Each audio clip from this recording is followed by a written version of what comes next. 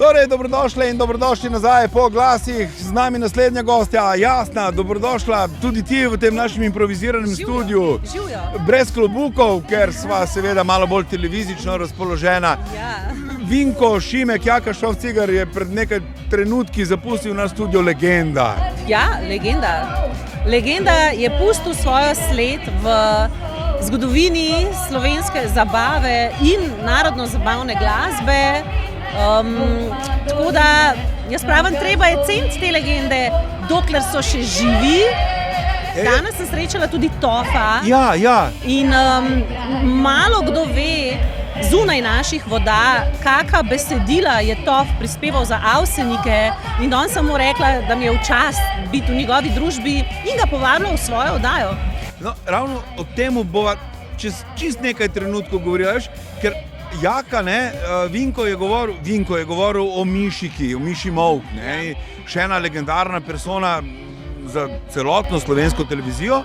Ampak poglej, jaz si že malo dovolim reči, da tja sodiš tudi ti, ker s tvojim udejstvovanjem na področju zlasti narodno-zabavne glasbe, zabavne glasbe, a veš? Hvala, lepa Boštjan, ampak je pa dejstvo, da je Miša žarela v času, ko je bila televizija res na vrhuncu in drugih obrazov niti ni bilo.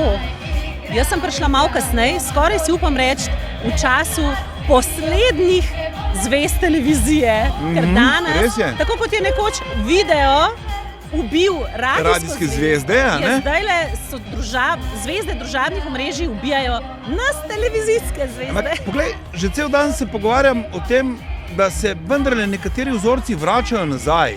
Glasbeniki se zapirajo v studio kot včasih. Ja, ampak plošč pa ne bo kar tako nazaj, tako da, ne? In se mi zdi, da se bo še zgodil nadaljnji razmah moči zvezd družabnih omrežij. Televizija je na nek način po mojemu zatonu. Ampak malo dejva se malo pohecati, in mešaš trene. Imaš oddajo, ki gre sicer čez poletje na dopust, pa vendarle. Ja, imamo oddajo. Je pa res, da če ne poročam o svoji oddaji na družabnih omrežjih, se pravi, kot pravijo, nisi slikal in objavil, nisi jedel. Nisi objavila nekaj iz oddaj, nisi snemala. Če ni tega na družabnih omrežjih, te ni. Koliko fotografij, videov in podobnega bo nastalo danes, zato da si bila tu? Upam, da kakšno dobro in da bo imela dober rič. Dan se mi pa prav ne da, sem si rekla, hočem uživati z ljudmi, ki jih srečam. Piknik imamo, fajn se imamo, super se imamo. Je mogoče za jesen vendarle moč napovedati kakšno stvar, ki nas čaka? Ja, še naprej oziroma še bolj si želim, da moja oddaja z Jasno in Glasno tudi kritično spremlja, kaj se dogaja na domači slovenski glasbeni sceni. Meni ni ambicija samo predstavljati, ampak se v kaj zapičati, v kaj usmeriti pozornost, razkriti, da me kaj na kaj spominja, malo plagiatsko, Tako da slovenska glasbena scena, smo tudi videli v zadnjem času, ponuja ogromno nekih vročih tem in nanje želim biti pozorna v moji oddaji.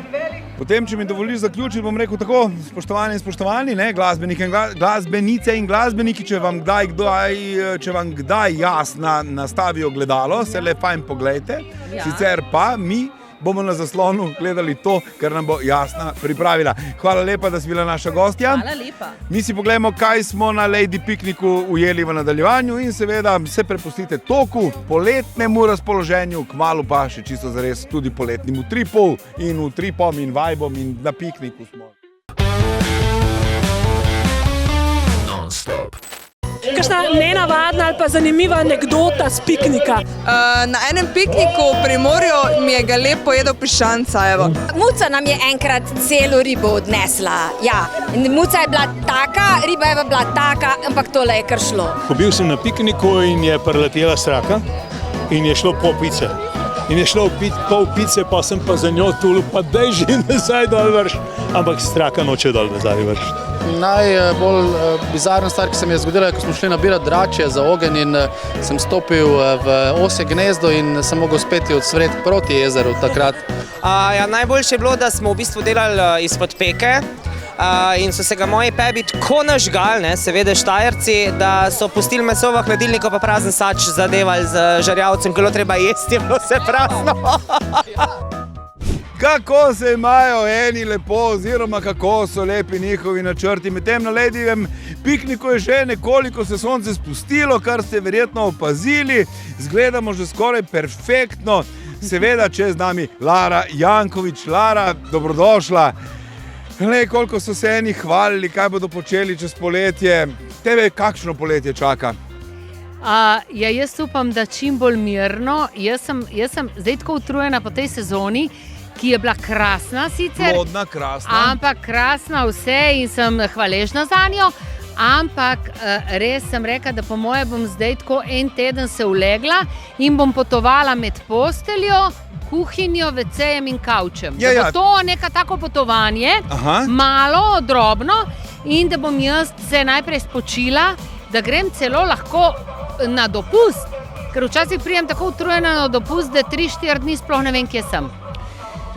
Nedavno tega smo se pogovarjali z enim imitatorjem, ki je malce se dotaknil tega, kako je težko prehajati med vlogami. Danes je bilo možno prebrati en intervju v Večeru, oziroma pred nekaj dnevi je bilo možno prebrati intervju v Večeru, v katerem je nekdo, ki ima scene, če je spovedal, da je nekoč režiser zahteval, da so končali predstavo brez priklona in so šli z vlogami domov. Torej, moje vprašanje je, te vloge človeka zmatrajo. Kako je vloge sleč? Kako jih je dati v omaro, zato da počakajo na naslednjo predstavo? Hvala in čestitam za tako lepo vprašanje. Takega še nisem dobila, bravo. V glavnem, je težko, vloge so naporne, ko se preleviš v nekoga drugega, ne? Hkrati seveda izziv in neskončno uživanje, kakor jaz to uživam v tem, ampak zato smo profesionalci, pravim jaz. To je ta razlika med naturščikom in profesionalcem. Je razlika. Meni je žal, ampak je razlika. Akademija ni brez veze in da se naučiš nekako zelo dobro sleči vlogo in odložiti v omaro. Ker še posebej, ko si jo končal, mogoče ko si jo skreiral in naredil, ko si imel že ponovitve, ti jo boš še vedno vzel iz omare in šel na oder in imel potem ponovitve v naslednji sezoni. Tamara, kako to zgleda? Kako je, veš, te občutki? Eno je, da ti odigraš, ne vem, Dragi dedek Mraz uzakonja evtanazijo za vse naše pevce, ki tako zelo trpijo z Melkov. Drugo je, da si prepričljiv, da si vloga. Da si vloga, tako je. Da potegneš to ven, kako je to obleč? Je tudi dve vrsti igralcev, tisti, ki vidiš, da igrajo in celo počnejo to, kar v redu, drugo pa je, da to si. To je pa, bom rekla, celostno involviranje, ne? V to ti iščeš, koplješ po sebi in se daš cel. In to te vzame, ampak ti tudi daje. Ogromno ti daje, ker jaz z vlogo tudi ogromno dobim. To sem rekla, ker smo profesionalci, moramo znati odrezati. Tako kot jaz na odru recimo zajočem na tako, moram tudi nehati jokati na tako. Torej, to je tista obrt, ki nas učijo na akademiji, bom rekla v žlahtnem smislu obrtništva, in da seveda ne nosim pa spet toliko domov, takrat, ko so premiere, ko se kreira, ko so zadnje vaje, ko so vaje, takrat najbolj se mi zdi, da smo noter in nesem malo tudi domov. Jaz recimo zadnjič sem se zalotila, ti moram povedati, me je bilo res prav malo sram. Jaz sem šla ven in zdaj, ko sem imela še premiero svojega Balkan Blues kabareja v Kopru, in sem šla ven in sem še nekaj razmišljala, kaj tam moram v enem prizoru nekaj popraviti. In jaz sem šla na ulico in jaz sem kompletno pozabila, da sem na ulici, in sem šla in sem tako en del teksta kar govorila, sem rekla, in potem jaz tako v enem sekundi se reče, jaz sem zunaj. Jaz sem pozabila, da sem šla iz neke zgradbe ven in sem preprosto govorila tekst, ker sem bila toliko noč, to moram popraviti. In potem sem na glas mogla slišati sebe, kako to rečem, in sem pozabila, da sem šla ven. Jaz sem toliko včasih noter, da je hecno. Ampak potem, ko pride premiera in ko ti nekako rodiš tega otroka in daš od sebe, potem pa res nastopi to žlahtno obrtništvo, kjer vzameš iz omare ta kostum in to vlogo, jo narediš in jo odložiš Vsak večer posebej potem. Še v nekaj sem se zataknil, ko sem te poslušal. Ne, če mogoče ne vežem na otroke, otroci nam veliko dajo, nam nastavljajo gledala. Prej si rekla, da nekatere stvari, pa vendarle nekatere vloge dajo. Ja, vse Dajo kaj? Se podoživiš travme, podoživiš veselje, podoživiš občutke, vloge, ki jih sicer ne bi bilo potrebno in kaj? Potem pride do nekega transferja, postaneš, kako bi rekel, dobiš manjkajoči delček, ali kako? Na odru sem jaz lahko vse, kar želim potem.